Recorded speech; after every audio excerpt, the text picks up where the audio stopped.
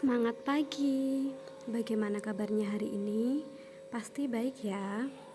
Pada pertemuan kali ini kita akan belajar tentang materi muatan peraturan perundang-undangan sesuai ketentuan Undang-Undang Nomor 12 Tahun 2011. Pertama adalah Undang-Undang Dasar Negara Republik Indonesia tahun 1945. Undang-Undang Dasar Negara Republik Indonesia tahun 1945 merupakan dasar hukum dalam peraturan perundang-undangan. Miriam Budiarjo menyatakan bahwa Undang-Undang Dasar memuat ketentuan-ketentuan mengenai organisasi negara, hak-hak asasi manusia, prosedur mengubah Undang-Undang Dasar, dan memuat larangan untuk mengubah sifat tertentu dari Undang-Undang Dasar.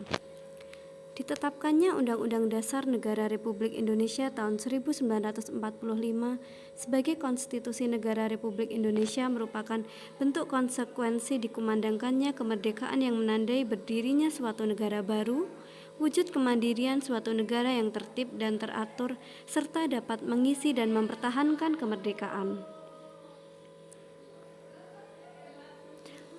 Undang-Undang Dasar Negara Republik Indonesia tahun 1945 memuat aspek berikut. 1. Organisasi negara. 2. Hak-hak asasi manusia. 3. Prosedur mengubah Undang-Undang Dasar. 4. Larangan untuk mengubah sifat tertentu dari Undang-Undang Dasar. Dan yang kelima, cita-cita rakyat dan asas-asas ideologi negara. Menurut Miriam Budiarjo, Undang-Undang Dasar Negara Republik Indonesia tahun 1945 mempunyai kedudukan istimewa dibandingkan undang-undang lainnya. Hal ini dikarenakan Undang-Undang Dasar dibentuk menurut suatu cara istimewa yang berbeda dengan pembentukan undang-undang biasa. Undang-Undang Dasar dibuat secara istimewa, untuk itu dianggap sesuatu yang luhur. Undang-Undang Dasar adalah piagam yang menyatakan cita-cita bangsa Indonesia dan merupakan dasar organisasi kenegaraan suatu bangsa, serta Undang-Undang Dasar memuat garis besar tentang dasar dan tujuan negara. Di era reformasi, Undang-Undang Dasar Negara Republik Indonesia tahun 1945 mengalami 4 kali perubahan atau amandemen melalui sidang tahunan MPR. Perubahan pertama ditetapkan pada 19 Oktober 1999. Kemudian perubahan kedua ditetapkan pada 18 Agustus tahun 2000. Perubahan ketiga ditetapkan pada 9 November 2001 dan perubahan keempat atau yang terakhir ditetapkan pada 10 Agustus 2002. Salah satu konsekuensi perubahan terhadap Undang-Undang Dasar Negara Republik Indonesia tahun 1945 yaitu berubahnya struktur kelembagaan baik dilihat dari fungsi maupun kedudukannya. Ada lembaga negara yang dihilangkan dan ada lembaga negara baru yang dibentuk. Lembaga negara yang dihilangkan ialah Dewan Pertimbangan Agung. Kemudian lembaga negara yang baru dibentuk adalah Komisi Yudisial, Dewan Perwakilan Rakyat, dan Mahkamah Konstitusi. Nah, ini diingat baik-baik. Lembaga negara yang dihilangkan adalah Dewan Pertimbangan Agung. Kemudian lembaga negara yang baru dibentuk adalah Komisi Yudisial, Dewan Perwakilan Rakyat, dan Mahkamah Konstitusi. Selanjutnya adalah ketetapan Majelis Permusyawaratan Rakyat. Ketetapan MPR atau yang sering disingkat dengan TAP MPR merupakan aturan-aturan yang bersifat pokok dan merupakan aturan-aturan umum yang bersifat garis besar. Ketetapan MPR berupa norma tunggal yang belum disertai sanksi. Bagirmanan menjelaskan ketetapan MPR adalah bentuk peraturan perundang-undangan yang tidak disebutkan dalam Undang-Undang Dasar, tetapi sesuatu yang tumbuh dalam praktik ketatanegaraan yang diikuti secara terus-menerus sejak tahun 1960 sehingga menjadi suatu kebiasaan atau konvensi ketatanegaraan. Ketetapan MPR terbagi menjadi dua, yaitu peraturan perundang-undangan sementara dan ketetapan MPR yang bersifat konkret dan final.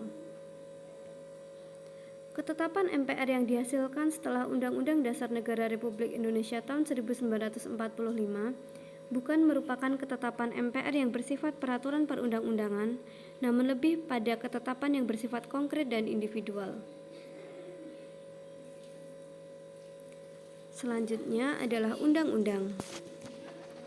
Undang-undang adalah peraturan perundang-undangan yang dibentuk oleh DPR dengan persetujuan Presiden.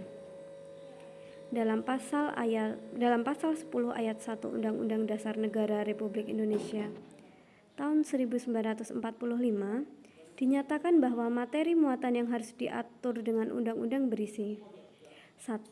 Pengaturan lebih lanjut mengenai ketentuan Undang-Undang Dasar Negara Republik Indonesia tahun 1945. 2. Perintah suatu undang-undang untuk diatur dengan undang-undang. 3. Pengesahan perjanjian internasional tertentu. 4. Tindak lanjut atas putusan Mahkamah Konstitusi dan atau yang kelima, pemenuhan kebutuhan hukum masyarakat. Pasal 10 ayat 2 Undang-Undang Nomor 12 Tahun 2011 tentang pembentukan peraturan perundang-undangan menyatakan bahwa tindak lanjut atas putusan Mahkamah Konstitusi sebagaimana dimaksud pada ayat 1 dilakukan oleh DPR atau Presiden. Berikutnya adalah peraturan pemerintah pengganti undang-undang. Peraturan pemerintah pengganti undang-undang atau yang sering disebut dengan Perpu adalah peraturan perundang-undangan yang ditetapkan oleh Presiden dalam hal ihwal kegentingan yang memaksa. Selanjutnya, peraturan pemerintah. Peraturan pemerintah atau yang sering disingkat dengan Permen adalah peraturan perundang-undangan yang ditetapkan oleh Presiden untuk menjalankan undang-undang sebagaimana mestinya. Hal ini sesuai dengan ketentuan pasal 1 angka 5 Undang-Undang Nomor 12 Tahun 2011. Selanjutnya adalah peraturan Presiden. Peraturan Presiden atau yang sering disingkat dengan Perpres adalah peraturan perundang-undangan yang ditetapkan oleh Presiden untuk menjalankan perintah peraturan perundang-undangan yang lebih tinggi atau dalam menyelenggarakan kekuasaan pemerintahan.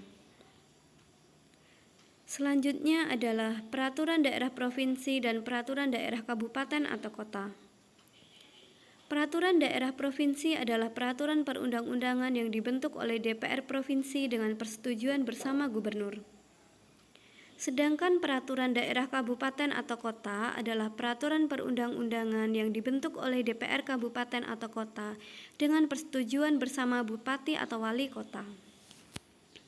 Sekian yang bisa Miss sampaikan hari ini. Apabila masih bingung terhadap materi atau ada materi yang kurang dipahami, bisa langsung ditanyakan ke Miss. Sekian, semangat beraktivitas kembali.